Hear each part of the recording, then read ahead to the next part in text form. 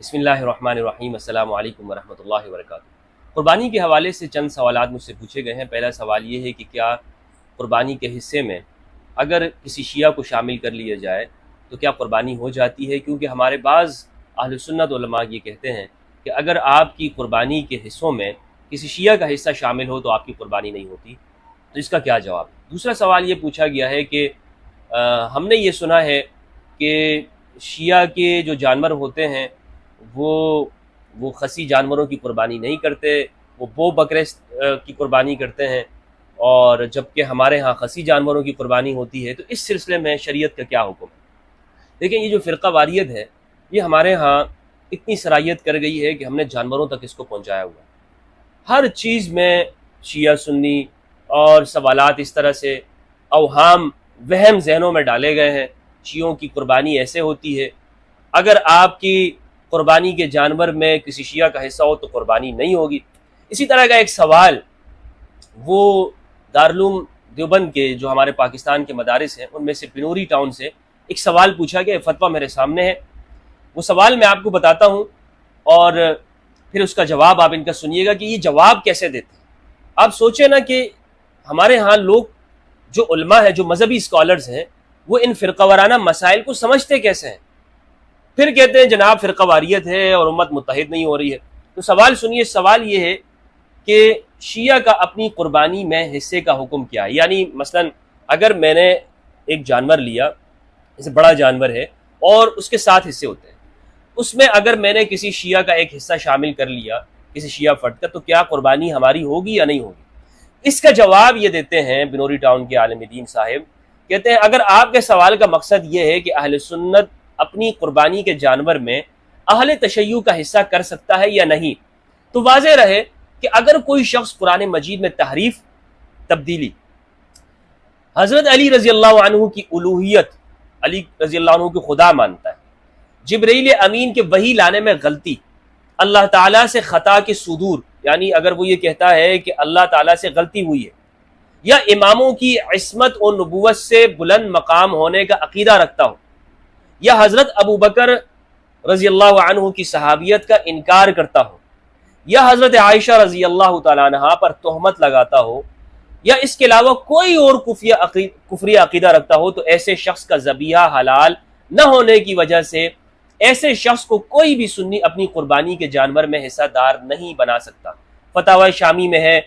وَبِهَذَا ظَهَرَ أَنَّ الرَّافِضِيَّ إِنْ كَانَ مِمَّن يَعْتَقِدُ الْأُلُوهِيَّةَ فِي عَلِيٍّ أَوْ أَنَّ جِبْرِيلَ غلط فی الوحی او کان ينکر صحبت الصدیق۔ اسی طرح یہ فتاوی شامی کا حوالہ دیا گیا۔ اب یہ دیکھیں، سوال پوچھا گیا تھا کہ اگر کوئی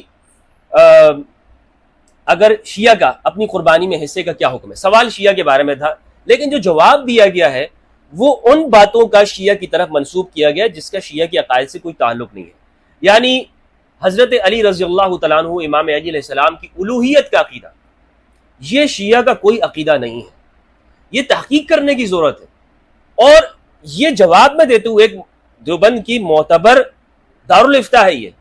لیکن اس نے بس یوں ہی منسوب کر دیا غلط عقیدہ کسی کی جانب اور کہہ دیا کہ نہیں، جو یہ عقیدہ رکھتا ہے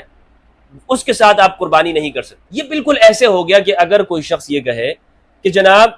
یعنی آپ یہ پوچھیں کیا دیوبندی کے ساتھ قربانی ہو سکتی، میں آگے سے جواب یہ دوں کہ کوئی بھی شخص اگر یہ مانتا ہو کہ اللہ تعالیٰ جھوٹ بول سکتا ہے، یعنی کذب کا امکان ممکن ہے اللہ کی ذات سے، یا کوئی بھی شخص نبی صلی اللہ علیہ وآلہ وسلم کی توہین کرتا ہو، تو ایسے شخص کو آپ اپنی قربانی میں حصہ دار نہیں بنا سکتے۔ یہ اگر میں اس طرح کہوں اور پھر آگے سے لکھ دوں جناب کوئی حوالہ دے دوں، تو اس کا مطلب یہ ہوا کہ میں نے بولا تو نہیں ہے کہ دیوبندی کے ساتھ دیوبندی گستاخ رسول ہے، لیکن ان کی جانب وہ عقائد منسوب کر دیے ہیں کہ جس کا ان کے ساتھ تعلق نہیں ہے۔ اگرچہ میں یہ بتاؤں کہ بعض ہمارے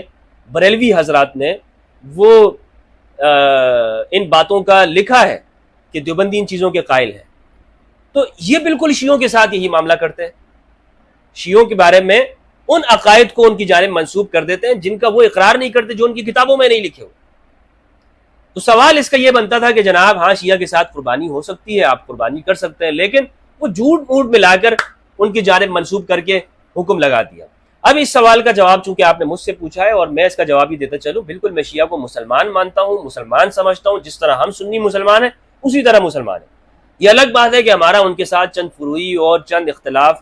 چند مسائل کے اندر اختلاف موجود ہے، لیکن وہ فروعی درجے کے ہیں، وہ بھی کلمہ توحید کے اوپر ہے، لا الہ الا اللہ محمد رسول اللہ صلی اللہ علیہ وآلہ وسلم کا اقرار کرتے ہیں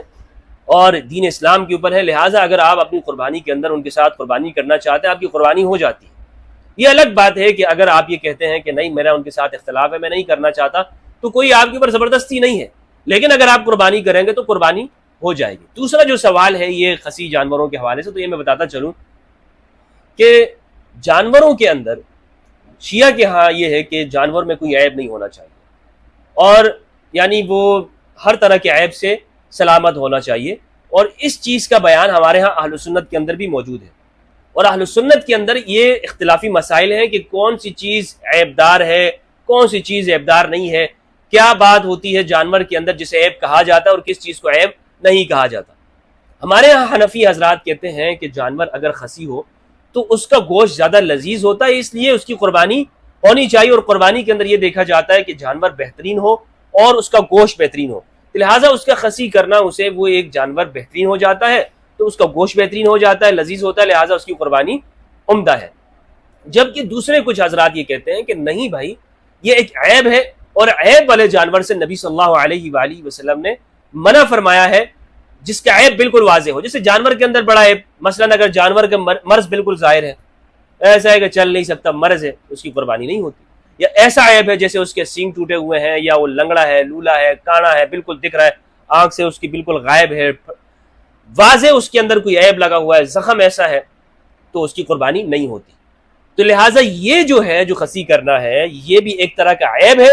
تو اس لیے نہیں ہوگی۔ اب اس میں مجھے بتائیں کہ فرقہ واریت کی کیا بات ہے، یعنی جب آپ کوئی مسئلہ بیان کریں تو اس کی حقیقت بیان کر دیں کہ دین اور شریعت میں اس کا حکم کیا ہے۔ ایک شخص کہتا ہے کہ یہ چیز عیب ہے، دوسرا کہتا ہے کہ عیب نہیں ہے۔ اب میرے نزدیک اس مسئلے میں یہ بات ہے کہ اگر آپ سنی ہیں اور آپ کے نزدیک ایک جانور اس کے اندر اس حوالے سے سمجھتے ہیں کہ اس کا گوشت لذیذ ہے تو آپ اس کی قربانی کریں، اور اگر آپ شیعہ ہیں اور آپ کے نزدیک یہ ہے کہ نہیں جناب اس کی قربانی یہ افضل نہیں ہے اور ہمارے ہاں جو شرائط ہے اس کے مطابق ہم قربانی کریں گے، تو آپ اس کی قربانی کریں۔ نبی صلی اللہ علیہ وآلہ وسلم نے دونوں طرح کے جانور وہ قربان کیے ہیں، اور اس میں کوئی شرط نہیں لگائی، قید نہیں ہے، یعنی شریعت میں اس حوالے سے قید نہیں ہے کہ آپ نے خسی ہی کرنا ہے اور جو خسی نہیں ہو تو اس کی نہیں ہوگی قربانی، یہ کوئی شرط اور قید نہیں ہے۔ لہٰذا یہ فقہی اختلاف ہے، اس کو فقہی اختلاف کی حد تک محدود رکھنا چاہیے اور سمجھنا چاہیے، اس کو کوئی فرقہ واریت کا مسئلہ نہیں بنانا چاہیے۔